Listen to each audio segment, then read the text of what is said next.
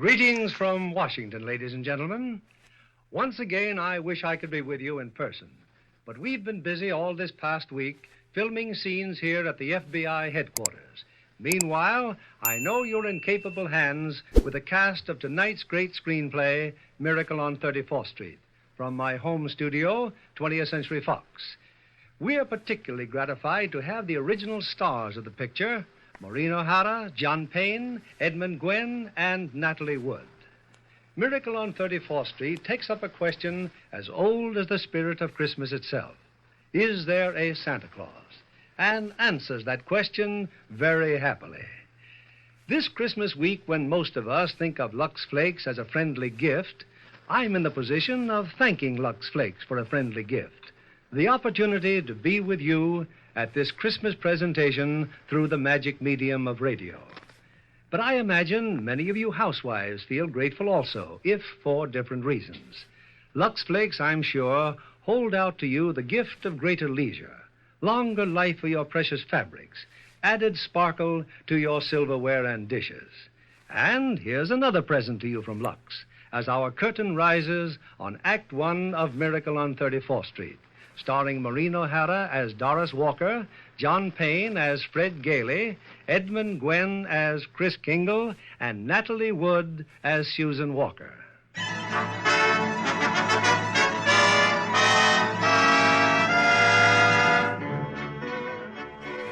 It's Thanksgiving Day in New York City. On Fifth Avenue, adjoining Central Park, an annual event is being joyfully awaited. The spectacular parade presented by Macy's department store to herald in the Christmas season. A little away from the crowd are two of Macy's public relations experts. He's simply wonderful, Mrs. Walker. Just look at him on that float. The most realistic Santa Claus we've ever had. Why, he didn't even need any padding, did he? Padding? Well, didn't you notice his tummy? So round, so firm, so fully packed. Well, now that everything's under control, where on earth did you find him? I don't know. I just turned around and there he was. And to think that the man whose place he took was intoxicated. With a breath that would knock over a reindeer. Oh, what if Mr. Macy had seen him? What if Mr. Gimble had seen him? Competition between our stores is tough enough as it is. Well, the parade's starting. Let's stand at the curb. Not I, Mr. Shellhammer. I'm going home and relax. Anyway, I can see it from there. I live just around the corner. Oh, so you do. Well, see you tomorrow, Mrs. Walker. And congratulations on finding the best Santa Claus in Macy's history.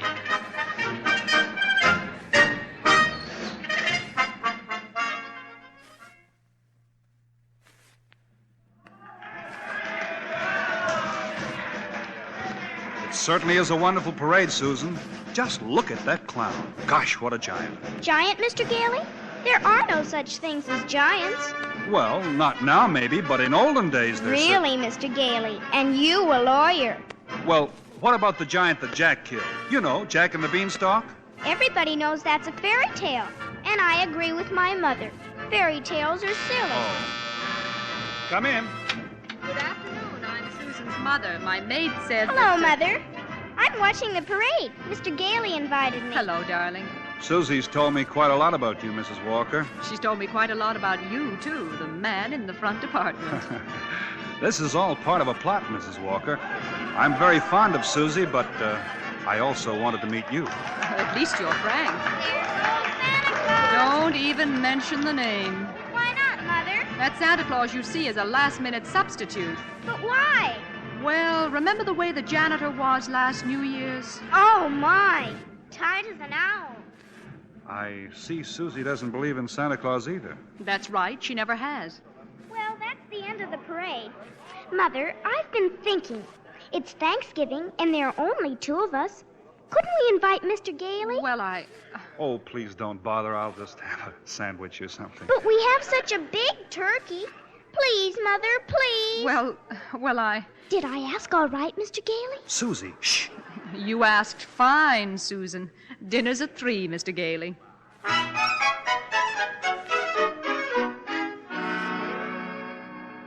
Hello, Mrs. Walker? Yes, Mr. Shellhammer? Your maid said you were at Thanksgiving dinner, but I just had to tell you, your Santa Claus was stupendous. Well, thank you. Mr. Macy himself wants him to be our toy department Santa Claus. Fine. Can you hire him? Well, I already have. Oh, he's a born salesman. I just feel it. Good. We'll talk about it in the morning. Thanks for calling, Mr. Shellhammer.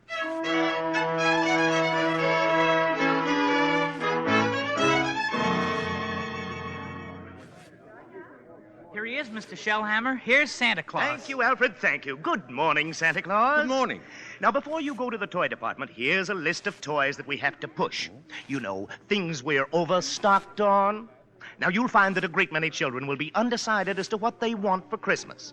Now, when that happens, you immediately suggest one of these items. You understand? I certainly do. Fine. Now, take the list, and Alfred here will show you to your throne in the toy department. And don't forget, you're working for Macy's.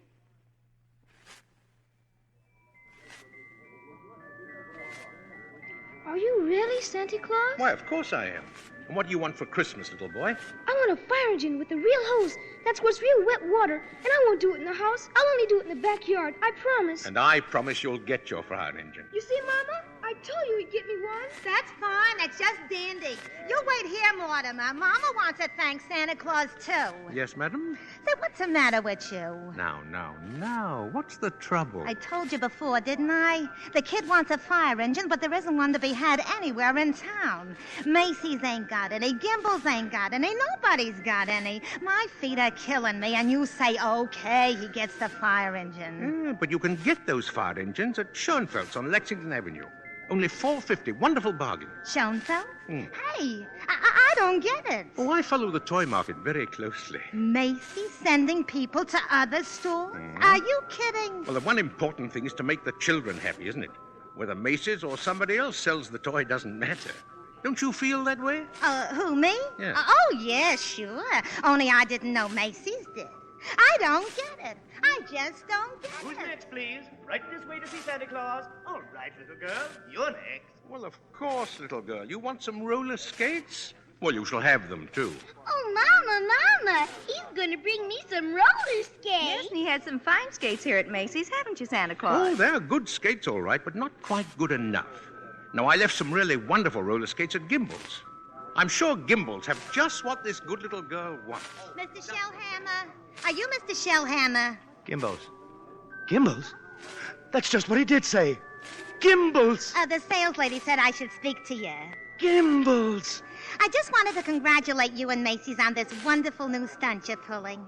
Imagine a big outfit like Macy's putting the spirit of Christmas ahead of the commercial. Well, from now on, I'm going to be a regular Macy customer. All right, Mortimer, we're going. Gimbel's.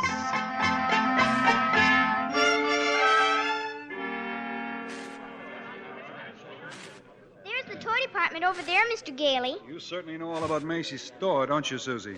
Well, that's because my mother works here. But I still think it's silly, bringing me here to see Santa Claus. Well, I just felt that if you talked to him, maybe... Okay, Mr. Gailey. I'm certainly willing to try.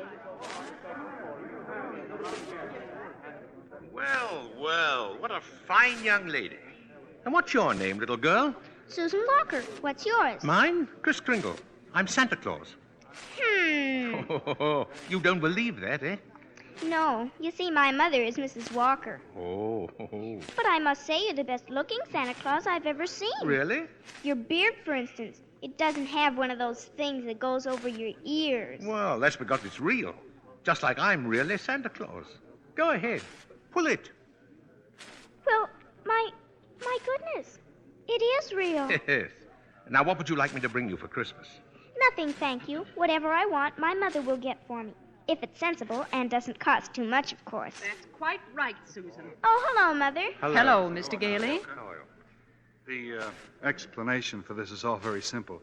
Your maid's mother sprained her ankle. She had to go home. She asked me to bring Susie down to you. And as long as we were here, I figured we might as well say hello to Santa Claus. He has real whiskers, Mother. Susan, would you mind standing over there a minute? If you want me to.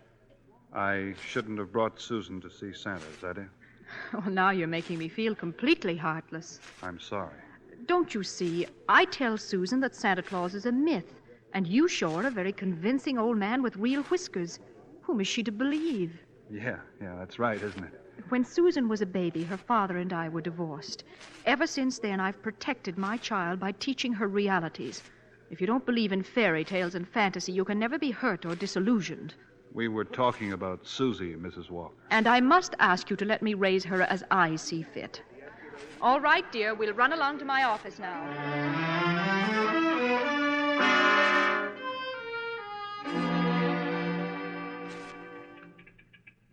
Alfred said you wanted to see me, Mrs. Walker. Oh, yes.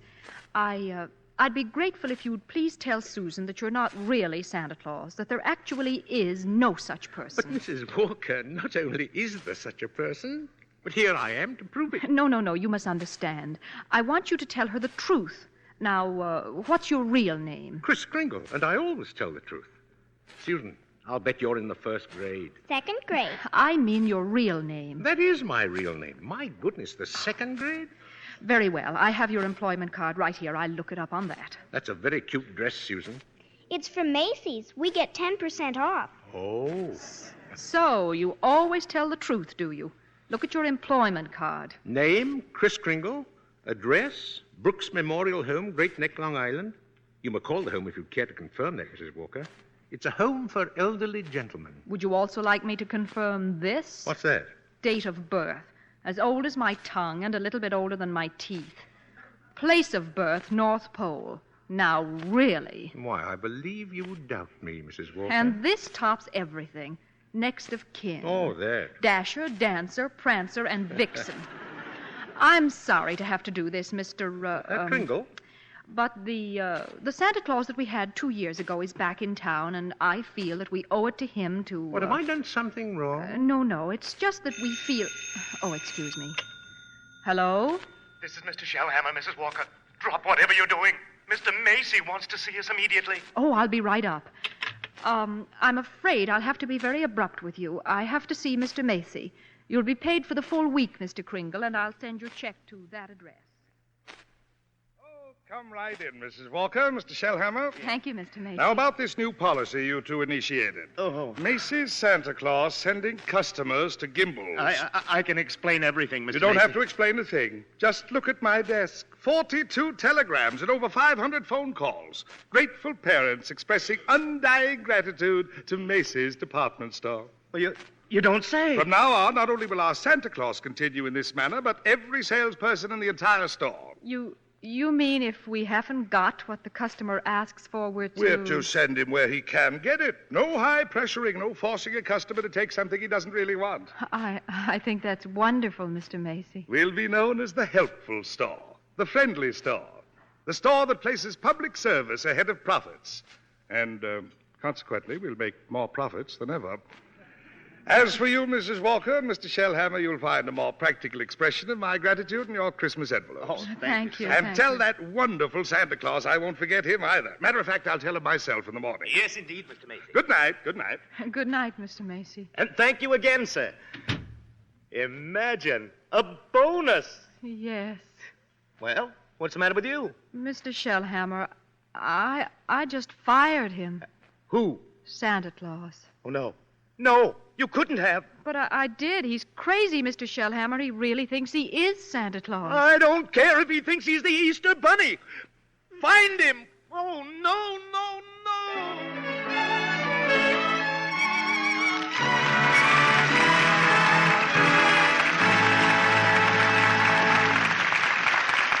In a moment, we'll continue with Miracle on 34th Street. Say, Libby, I understand you were at that wonderful party RKO gave last month for the company of Tycoon after they finished the picture. Yes, indeed. And I met so many interesting people. Lorraine Day introduced me to John Wayne, who co-starred with her in the picture. He was telling me what marvelous Technicolor shots they got on location in the Sierras. Anybody else I know there? Well, Rosalind Russell made quite a stir when she dropped in with RKO's two British stars, Michael Redgrave and Leo Genn. Rosalind looking, as usual, like one of the 10 best-dressed women in America? Well, like the best-dressed belle of 1865 this time. Because the three of them came right from the set of Morning Becomes Electra. Rosalind was still wearing her hoop skirts and poke bonnet. She has a very exacting role in that picture. In more ways than one. Her stockings took more punishment than any other part of her costume. Because the sound stage for the mansion set has real sod on it that was watered several times a day. Rosalind changed her shoes and stockings constantly because of the dampness, so her maid had 5 or 6 pairs to Lux every night. You did say Lux. Well, naturally. Stars, as well as the Hollywood studios, know how important Lux Flakes are in making stockings last longer. We do know that's true from those famous strain tests made by an impartial laboratory. When they washed stockings with a strong soap or rubbed them with cake soap, pop went runs in a surprisingly short time. But the very same kinds of stockings, washed with Lux Flakes, lasted twice as long. That was true of nylon, silk, rayon, and cotton alike.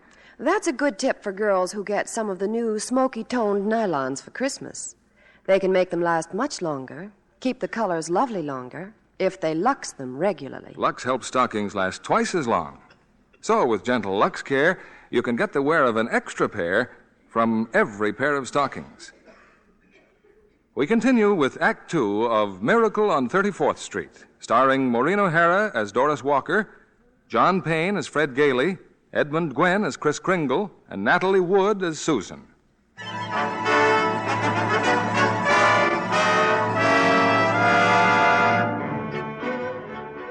It was a frantic few hours that Doris spent last night rushing out to the Brooks Memorial Home in Long Island and assuring Kris Kringle that Macy's wanted him back as Santa Claus. So Kris is again presiding over the crowded toy department. While in her office, Doris and Mr. Shellhammer... Don't you understand, Mr. Shellhammer? That old man with the nice white whiskers insists that he is Santa Claus. He's out of his mind. What if he should have a fit or something? Oh, no, I've got to tell Mr. Macy. But maybe he's only a little crazy. Anyway, you can't be sure till he's examined. We'll send him to Mr. Sawyer. Sawyer? In personnel. He's paid to examine employees, isn't he? Now, by the way, what do you think of this? What is it? A full-page ad Macy's is running in tomorrow's newspapers. Macy's is running it. But it's all about the other stores, Gimbel's and Saks. I know. Mr. Macy's idea to help our customers find what they want. Revolting, isn't it? That Santa Claus certainly has started something. Oh, well, I'll get hold of him in his lunch hour and I'll send him up to Mr. Sawyer.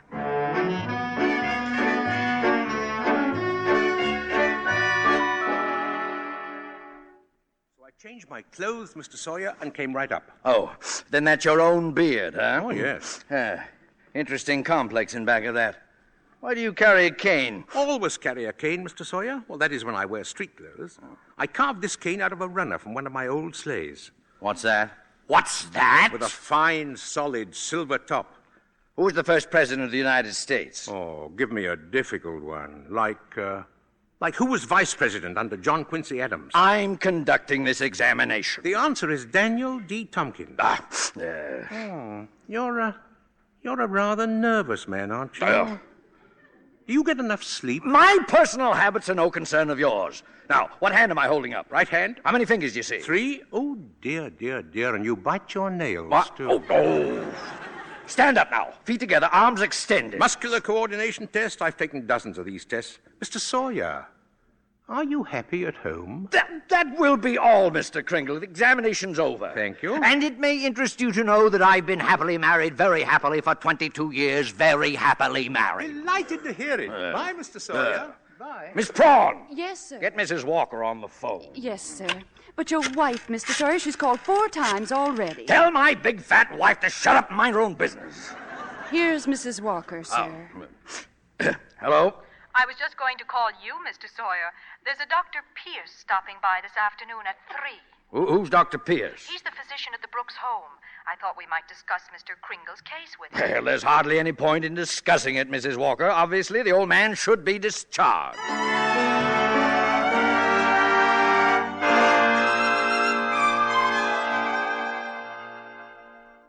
So, Dr. Pierce, Kringle should be dismissed immediately and sent to a mental institution. Oh, now, just a moment. But he's deluded, saying that he's Santa Claus. Well, it's a delusion for good. I found he only wants to be friendly and helpful. No, his whole manner suggests aggressiveness. Why, look at the way he carries that cane.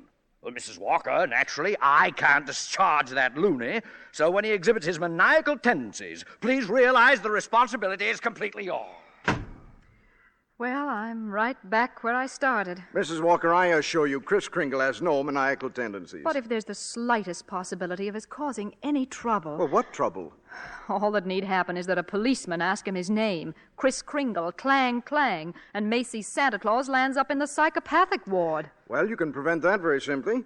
There must be someone here at the store who could rent him a room. Then they could both come to work together. I'd just as soon he avoided that long train ride to Long Island anyway. You mean sort of take custody of him? Yeah. Do you think Mr. Kringle would agree to that? Well, I'm sure he'll agree. Well, in that case... Now, let's see. Who do I know who could rent him a room?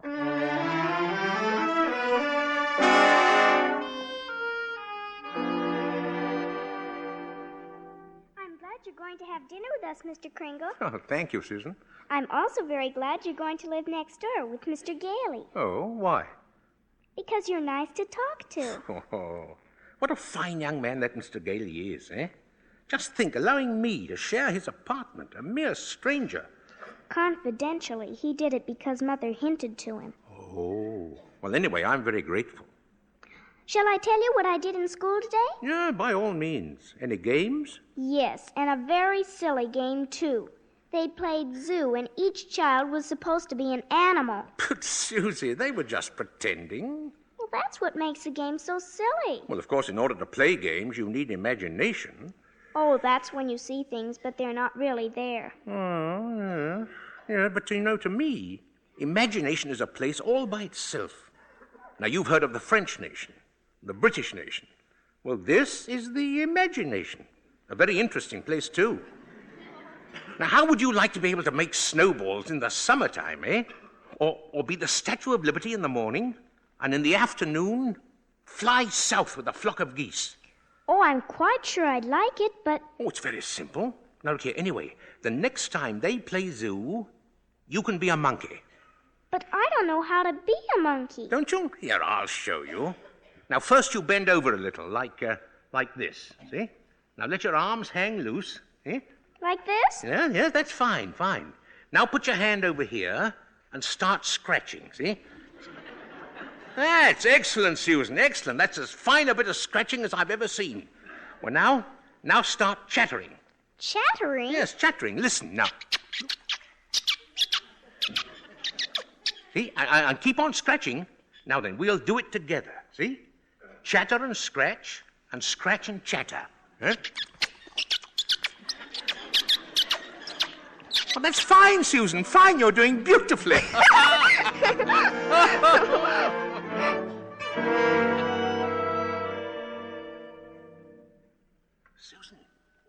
Susan, you still awake? Yes. I've just come in to say good night. Susan, about Christmas. There must be something you'd like for Christmas. Well, I've certainly thought about something, Mr. Kringle. Have? What is it, eh? Tell me. It's right here on the night table. Oh? See, I tore this page out of a magazine. It's a picture of a house. Oh, that's what you want, eh? A doll's house. Colonial architecture. Oh, no, not a doll's house. A real house. A real house? Yes, and if you're really Santa Claus, you can get it for me. Oh, now, wait a minute, Susie. What could you possibly do with a big house? Live in it with my mother. And I want a great big backyard with a great big tree to put a swing on, and a garden, and a... Oh, well, why even discuss it? Susie, could I keep this picture just in case? I guess so. Thank you. Well, Mr. Gale is waiting for me. Good night, monkey. Good night, Mr. Kringle.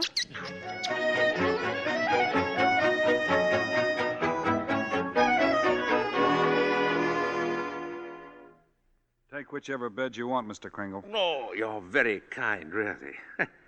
Tell me, Mr. Gailey, just what do you do for a living? Oh, I'm a lawyer. Haslip, Sherman, and McKenzie. Oh. And you like living here in the city? Well, it's convenient. But someday I'd like to get a place out on Long Island. Not a big house, just one of those junior partner deals around Manhasset. One of those little colonial houses, eh? Yeah. A little colonial house would be swell. Oh. You're You're quite fond of Mrs. Walker, aren't you? Yeah, a lot of good it does me. She lives in a cast iron shell that's a little difficult to penetrate. Oh, you must try harder, Mr. Gailey. Mrs. Walker and that child are a couple of lost souls, and it's up to us to help them. Oh, well, shall I turn out the light? Oh, no. I'm not going to be cheated out of this. You know, all my life I've wondered about it, and now I'm going to find out. Does Santa Claus sleep with his whiskers inside or outside the covers? Oh, outside, of course. Outside, by all means. The cold makes them grow. Oh, thank you. Yeah.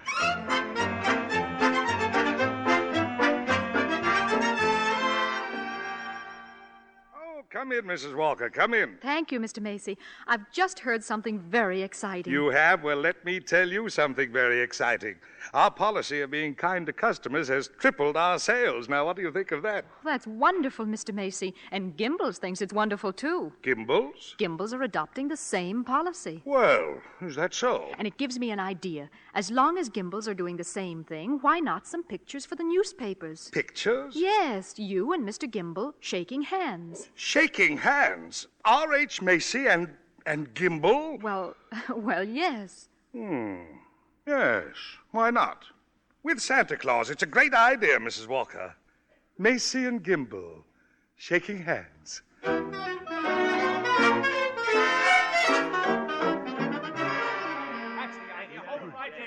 That's enough pictures, gentlemen. Thank you very much. Well, Mr. Gimbal? Come on, R.H. Now we'll go over to my store and get some really good pictures. Just a minute. I have something here for Santa Claus. Here you are, Mr. Kringle, a check in appreciation of all you've done. Macy, why, that's most kind of you. I didn't think you were that generous, R.H. Well, that's quite a check. What are you going to do with it, Mr. Kringle? Well, I have a friend, a Dr. Pierce. He needs a new X-ray machine. Buy the machine through the store. 10% discount. Nonsense. Come over to Gimbel's and we'll furnish it at cost. Keep it up, gentlemen. Keep it up. At this rate, my friend will have a whole new hospital. Keep it up.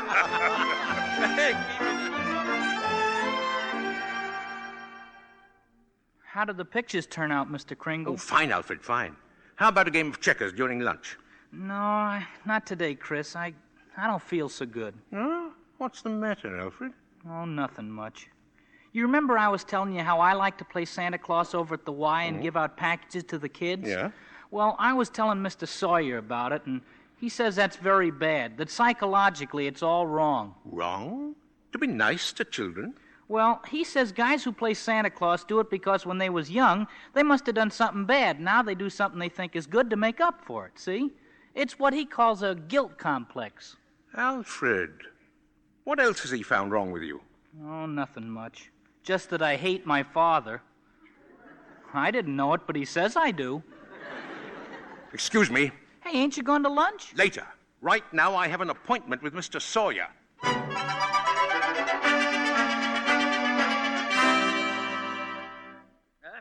What do you mean breaking into my office like this? Are you a licensed psychiatrist? What business is it of yours? I have great respect for psychiatry and great contempt for meddling amateurs who go around practicing it. Shut up! You ought to be horsewhipped. Taking a boy like Alfred and filling him up with complices and phobias and... I think I'm better equipped to judge that than you. Just because Alfred wants to be kind to children, you tell him he has a guilt complex. Having the same delusion you couldn't possibly understand. And don't you wave that cane at me. Either you stop analyzing Alfred or I'll go straight to Mr. Macy and tell him what a contemptible fraud you are. Get out of here. Get out of here before I have you thrown out.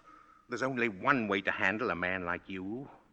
Well, maybe this'll knock some sense into you. Oh, help! Oh, my head, oh. Oh. Good day, Mr. Sawyer. Oh, Miss Prawn, get me the police, get me Mrs. Walker, get me the psychopathic ward at Bellevue Hospital.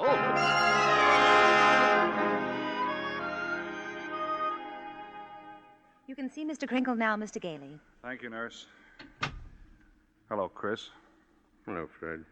Chris, I've been speaking to the doctors. They said they've given you some tests. Yeah, same old tests. Except this time you failed to pass them. Chris, you deliberately failed them. Why? Because I had great hopes, Fred. I had a feeling Mrs. Walker was beginning to believe in me.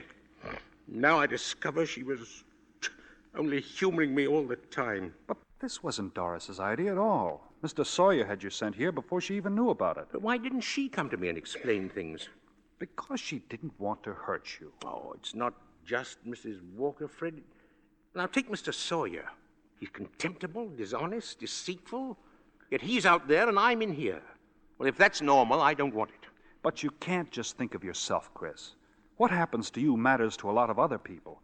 People like me who believe in what you stand for, and people like Susie, who are just beginning to. Chris, you're letting us down. No, maybe you're right, Fred. You... Of course you're right. I ought to be ashamed of myself. Let's get out of here. Now, wait a minute. You flunked your mental examination, but good. Oh, yes. Yes, so I did. You're a lawyer. You fix it. Hey, now look, I won't let you down, and you won't let me down. Chris, take it easy, will you? Look, there'll have to be a hearing. If you're going to be committed, it's got to go before a judge. Well, if I can do anything at all, it'll have to be in that courtroom. Now, sit tight, Chris. I'll get an idea. I'll have to get an idea.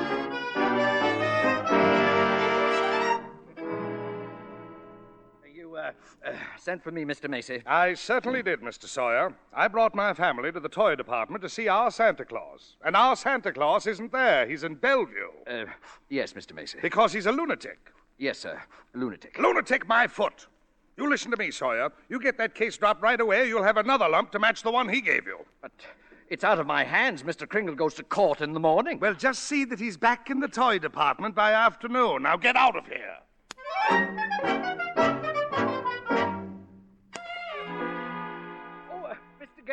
Mr. Gailey. Yes? I've been looking all over for you. I'm Mr. Sawyer. Oh, so you're Sawyer. Yes.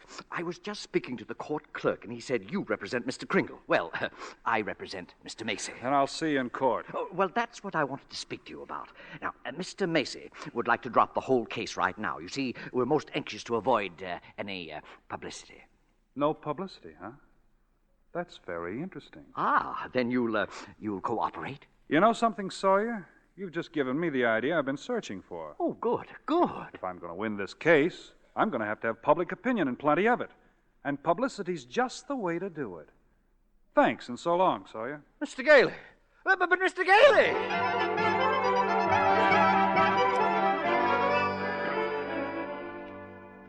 Look at these newspapers, Chris. Here, Evening Dispatch. Doctors doubt sanity of Santa who launched Goodwill campaign. Oh, my.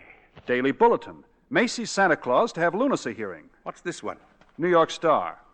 Is Kris Kringle crazy? Court case coming? Kiddies cry calamity? You've driven the United Nations clear back to page 5. Get a good night's sleep, Chris. We go before Judge Harper at 10 tomorrow morning. Okay.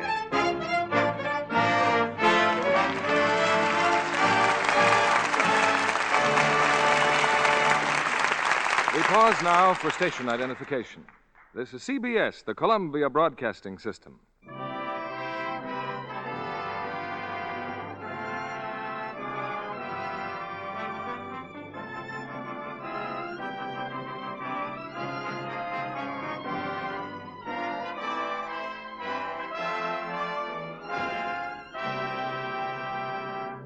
We'll return with Miracle on 34th Street in a moment. If it's possible to be born an actress, our guest tonight was. For Barbara Beebe Lyon is the daughter of two famous parents, Beebe Daniels and Ben Lyon, the well-known screen stars who are now on the executive end of motion pictures. You know, Barbara, you resemble your mother very much.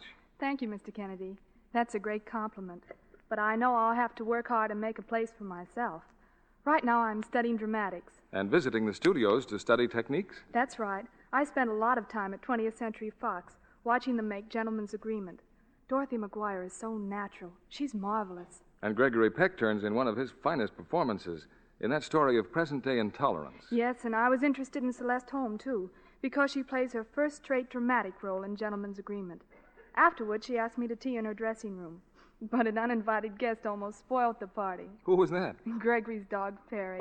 He's such a pet. He thought he was invited, too, and in his enthusiasm bumped Celeste's elbow, and she spilled cream over her lovely negligee. But, and this is why I'm telling you the story, Mr. Kennedy, Celeste wasn't a bit disturbed.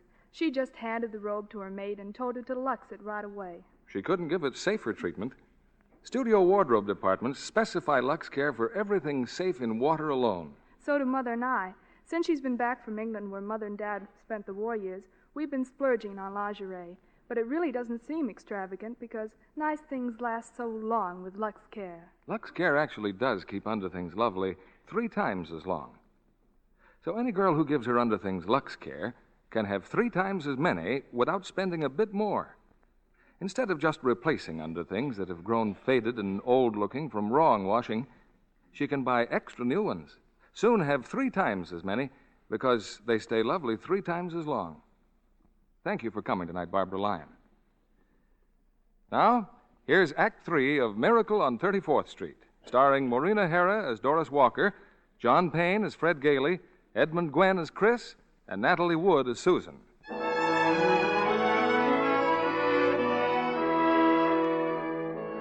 For a few weeks, a jolly elderly gentleman named Kris Kringle has been working minor miracles as the Santa Claus of Macy's department store.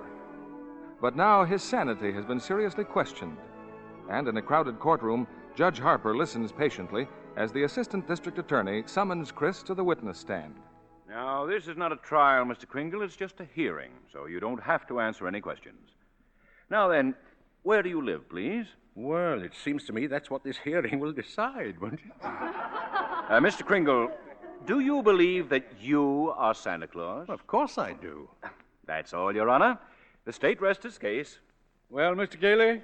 Your Honor, Mr. Mara contends my client is not sane because he believes he is Santa Claus. An entirely logical conclusion. Anyone who thinks he's Santa Claus is crazy. Your Honor, you believe yourself to be Judge Harper, yet no one questions your sanity because you are Judge Harper, do they? Mr. Kringle is the subject of this sanity hearing, not I.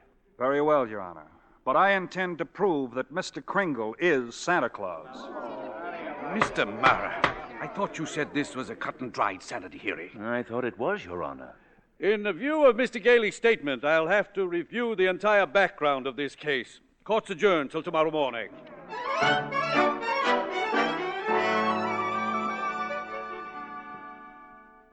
Hello, Doris. I'm sorry I'm late, but get ready. We're really going to celebrate tonight. What are we celebrating? Well, didn't you read the papers? Santa's mouthpiece throws bombshell in New York Supreme Court. Fred, you're not really serious about this. You can't possibly prove that Chris is Santa Claus. Well, you saw Mr. Macy and Mr. Gimble shake hands. That wasn't possible either. And what does your firm have to say about it? Hayslip and Mackenzie and the rest of them? That I've jeopardized their prestige, and either I drop this impossible case or they'll drop me. You see? So I beat them to it. I quit. Fred, you threw away your career because of a sentimental whim? Well, I'll open my own office. And what kind of clients will you get? Oh, probably a lot of people like Chris who are being pushed around. You know, that's the only fun in law anyway. Doris, look, don't you have any faith at all in me? Oh, it's not a question of faith. It's common sense. But faith is believing in things when common sense tells you not to. It's not just Chris that's on trial. It's everything he stands for. Human kindness and love. Fred, listen. We've seen a lot of each other the last couple of weeks. I've become very fond of you. We've talked about some wonderful plans, haven't we? And then you do this. You go on an idealistic binge, throw away your security, and you expect me to be happy about it. I expect too much. Is that it? Well, that's that, I guess. Good night, Doris.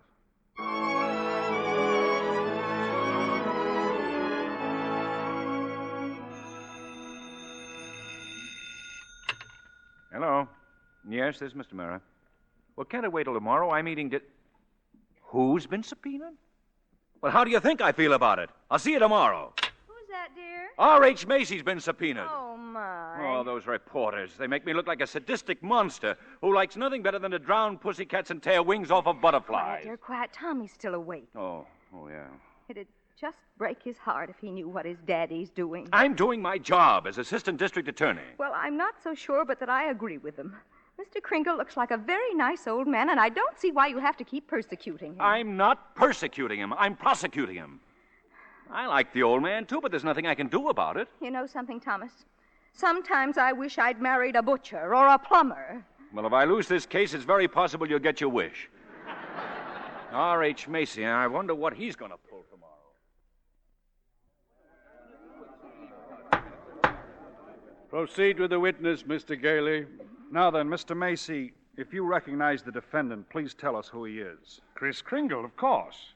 Do you believe him to be of sound mind? Sound mind? I wish I had a dozen like him. Mr. Macy, you're under oath. Do you believe that man is Santa Claus? Well, now, that's rather a delicate... Careful, R.H. Just think of those headlines tomorrow. Macy admits his Santa Claus is fraud. You keep out of this, Gimble. What did you say? Nothing, Mr. Mara. Well, I wish you would. Is that man Santa Claus? Yes. In my opinion, he most certainly is. Your Honor, there is no such person as Santa Claus, and everybody knows it. Can you prove there isn't any? I won't even try. I'll not waste the court's time with such childish nonsense. Your Honor, the prosecution requests an immediate ruling from this court. Is there or is there not a Santa Claus? Well, now, the court will take a short recess to consider the question.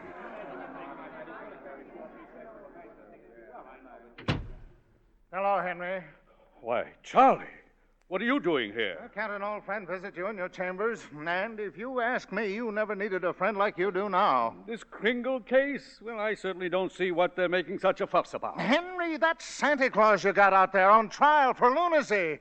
This case is dynamite, and you're coming up for re-election soon. Charlie, you know what happened last night? Martha brought the grandchildren over. They wouldn't kiss Grandpa. They wouldn't even talk to me. There, you see what I mean? If you rule there is no Santa Claus, you better start looking at that chicken farm right now. I'm a responsible judge. How can I seriously rule that there is a Santa Claus? Because of what happens if you don't. The kids read about it, and they don't hang up their stockings. Now, what happens to all the toys that are supposed to be in those stockings? Nobody buys them. The toy manufacturers have to lay off employees. By now, you got the AFL and the CIO against you. And they're going to say it with votes, eh?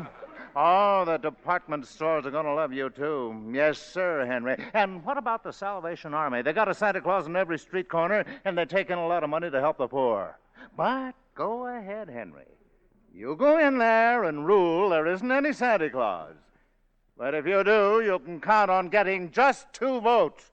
Your own and that district attorney's out there. 1 vote, Charlie. He's a Republican. Oh, well, let's get this over with.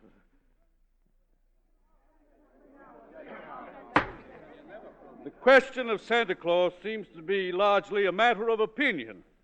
The tradition of American justice demands a broad and unprejudiced view of such a controversial matter. But, Your Honor... This court, therefore, intends to keep its mind open.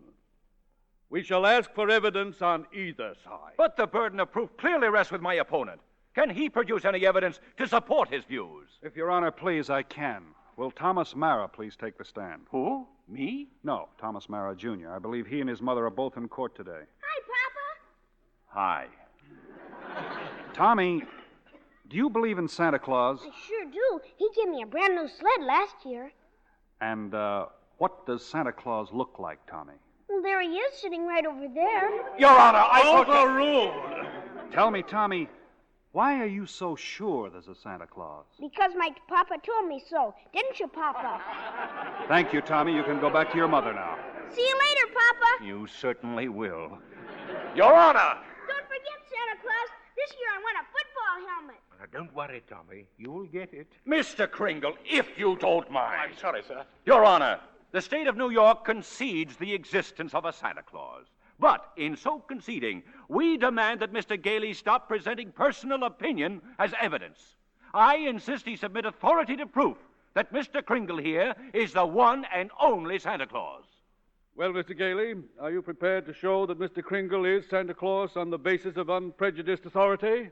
Well, no, not now. I need a little time. Why not now? Tomorrow, Your Honor. Very well. Court's adjourned till tomorrow morning. Phew.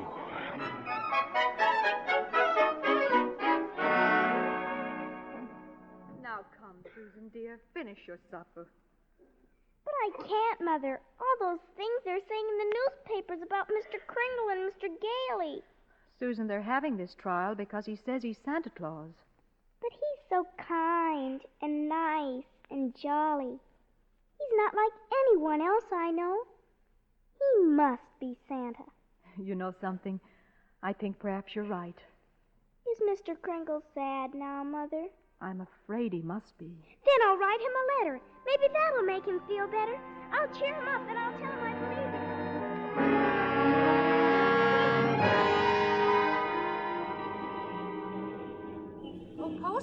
Postman. Yeah, lady? Would you mind taking this letter? Oh, sure, lady. We're going straight down to the post office now. Okay, Louie, take it away.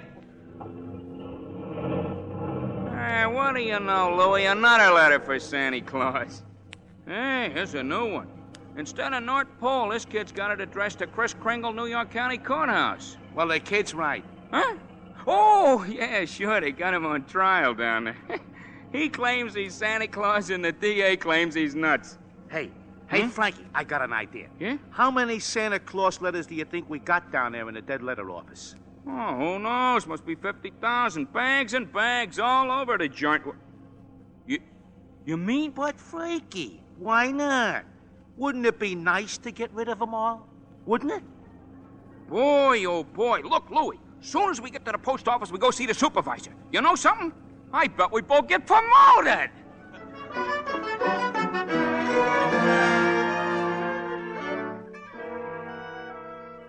Since the defense has been unable to submit one shred of proof that Kris Kringle is the one and only Santa Claus, and since tonight is Christmas Eve, I ask, Your Honor, that this hearing be terminated without further delay. I protest, Your Honor. I do have evidence. 5 minutes ago, you said you didn't. During Mr. Marrow's oration, the bailiff handed my client the evidence I refer to. What evidence? This letter, Your Honor. Yes, Mr. Kringle? It's from Susan Walker. She believes in me. This letter means more to me than anything in the world. That letter, Your Honor, was delivered by the United States Post Office, an official agency of the federal government. The Post Office Department is one of the largest business concerns in the world. Last year, it did a gross volume of over $1 billion, and Your Honor, I'm sure we're all gratified that the post office is getting along so well. But what bearing has it on the sanity of that man? My point is that the Post Office Department is a model of efficiency. Furthermore, the laws of this country make it a criminal offense to willfully misdirect mail or intentionally deliver it to the wrong party. The state of New York is second to none in its admiration of the Post Office Department. We're very happy to concede Mr. Gailey's claims. For the record, Mr. Marrow? For the record. Anything to get on with this case. Thank you. Your Honor, that letter just received by Mr. Kringle is positive proof that a One letter is hardly positive proof. I have further exhibits, Your Honor, but I hesitate to produce them. Come, Mr. Gailey. Put them here on my desk. But, Your Honor, I said put them on my desk. All right, boys, bring them in. Put them right there. Your Honor, what is this? Empty those mail sacks on Judge Harbor's desk. But we got 6 truckloads out there. Bring them in or be fined for contempt of court. Now, just a second here. We'll do it, Your Honor. We'll do it. True rain, true sleet, true courtrooms, anything. We deliver. Mr. Gailey. Your Honor, every one of those letters and every one of those mail sacks is addressed to Santa Claus. The Post Office Department has delivered them. Therefore, the Post Office Department recognizes Kris Kringle to be the one and only Santa Claus. Since the United States government declares this man to be Santa Claus, this court will not dispute it. Case dismissed. And for heaven's sakes, get this mail out of my courtroom!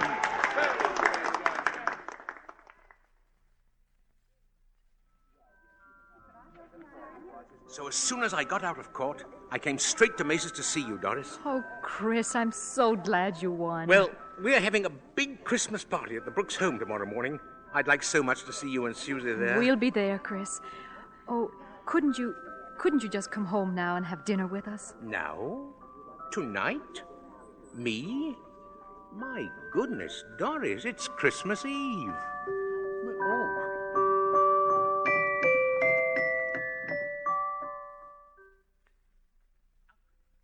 Alfred, look.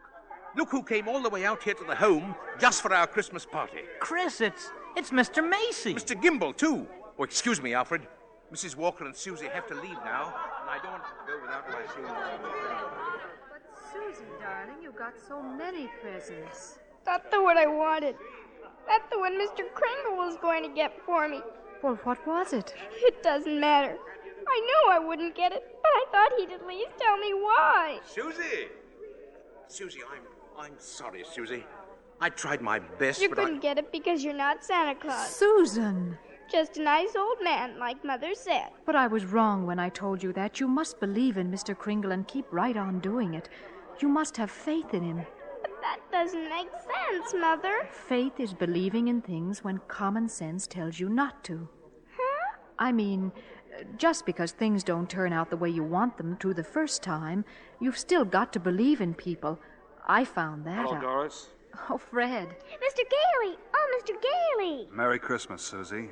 Gosh, you just got here and we're just ready to leave. Oh, I've been here, and if you're ready to leave, I'll drive you home. Well, but before you go, here's a map I've made for you. Now, you'll miss a lot of traffic. About 4 miles south, you will see Ashley Avenue. That's the street you want. Ashley Avenue. Thanks, Chris. And a Merry Christmas to you. Merry Christmas to you, Fred. And to you, my dear. And to you, Susie. I believe, Mr. Kringle. I do. It's silly, I suppose. But I believe.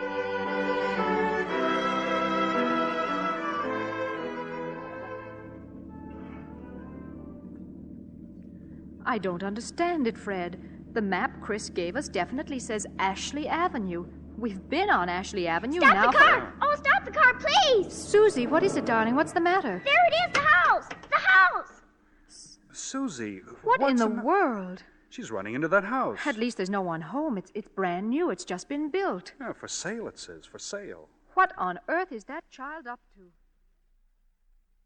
Susie! Hey, Susie! Here I am upstairs! Come right down. You know you shouldn't run around in other people's houses.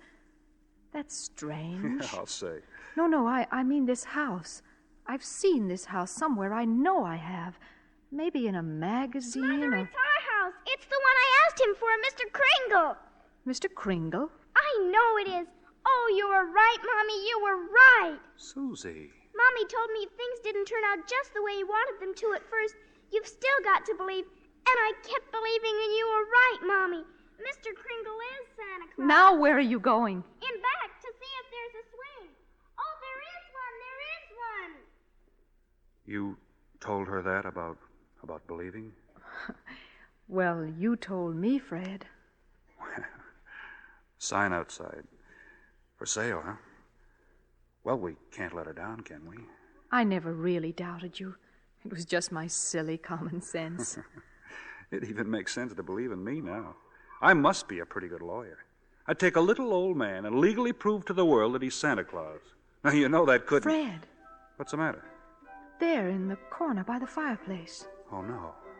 No. It can't be. It couldn't. A cane. Chris's cane. Why, there couldn't be 2 canes like that anywhere in the world. Silver handle and all. Hey, you know something? Maybe I didn't do such a wonderful thing after all.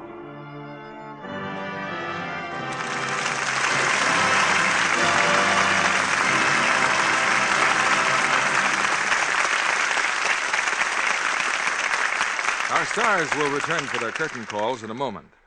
Let's look in for a moment on the Smiths. In a rash moment, Bill has offered to wash the dishes. Here's the Lux. Just shake a little in the dishpan. Hey there, that's enough. Oh, why be stingy? I like lots of suds. Well, so do I. But you'll get plenty with a little Lux. Hey. It looks just like a bubble bath. Dishcloth is there under the sink. You know, those suds won't flatten out either, like that stuff I used last week. You watch. Well, at least you used that other box up fast. I'll say. It's another reason I'm back to Lux Flakes. Why, I'll bet Lux does most twice as many dishes, 'cause a little goes such a long way. Well, don't just admire those suds all night. Come back here and dry. Silly, that's a waste of time. Just rinse those dishes with hot water, and they'll dry by themselves. You know, I was just thinking, can I count this as my good deed for the day if I get dishpan hands for your sake? Dishpan hands, nothing. You won't get red, rough hands with Lux Flakes in the dishpan. See? What's wrong with mine? Not so bad. Not so bad. Next time you do the dishes. Well, ladies, if your husband doesn't do the dishes, the next best thing is to do them yourself with Lux Flakes in the dishpan. You'll avoid dishpan hands. In fact, if strong soaps have been making your hands red and rough, just change to Lux Flakes and see how soon your hands are soft and smooth again. Now, here's Mr. Keeley with our stars. Mr. Keeley in Washington, D.C., and our stars on the stage of the Lux Radio Theatre in Hollywood.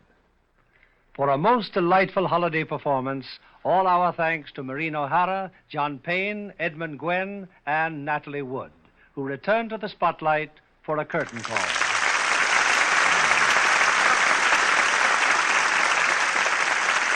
From Washington to Hollywood and points between, you've helped to put us in the mood for Christmas. Thanks, Bill. But we missed you at tonight's performance. As I miss being there, believe me. But here in Washington, Edmund Gwenn sounded just as convincing as Santa Claus as he must have on your stage in Hollywood. Well, Bill, I wonder how many people knew that Teddy Gwen really was Macy's Santa Claus in their holiday parade. Is that right, Mr. Gwen? Yes, that's right, Natalie. In fact, I've been Santa Claus so much I'm beginning to really believe in myself. I don't wonder, Teddy. I'm certainly going to leave the latchkey in the mailbox for you Christmas Eve. No, just put a windsock in the chimney, Bill. You really plan to make the rounds on Christmas Eve, eh, Teddy? Well, you can't let millions of children down. You know, Mr. Gwen, you sound as if you did believe in Santa Claus. And he's right, too. Didn't I just prove it? Well, why don't we leave it to the Lux Radio Theatre audience? Yes. How about it, folks? Do you believe in Santa Claus? Well, that's ought to reassure the children in the audience tonight. Tell us, Bill, how's the picture going down in Washington? Splendidly. In fact, if all's well, I'm happy to say I'll be back for our big New Year's show next Monday night. Something special, Mr. Keeley? Very special, Natalie. A musical hit to warm the hearts of every member of the family. Well, let's hear what gives, Bill. Sounds exciting. Exciting it is. A play and cast that's topped our list of listeners' requests. And our stars are the one and only Frank Sinatra, the lovely and talented singing star Katherine Grayson, and the ever-popular Gene Kelly. In Metro-Goldwyn-Mayer's great hit, Anchors Aweigh. I hope you have Frank singing the wonderful tunes from that picture, Bill. Yes, indeed. And Katherine and Gene, too. Sounds like a great way to finish out the old year, Bill. Congratulations. Good night. Good night. Good night, and Merry Christmas to all four of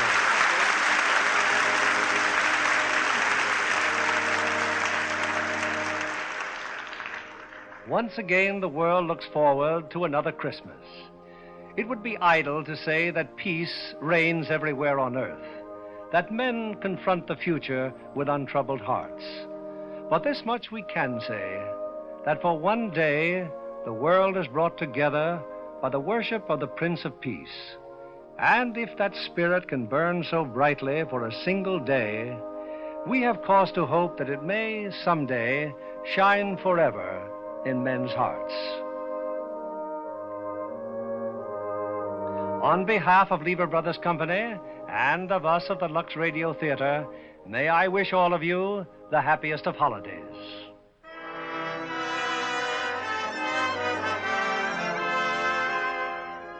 We invite you all to join us again next Monday evening when the Lux Radio Theatre presents Frank Sinatra, Katherine Grayson, and Gene Kelly in Anchors Aweigh. This is William Keeley saying good night and Merry Christmas.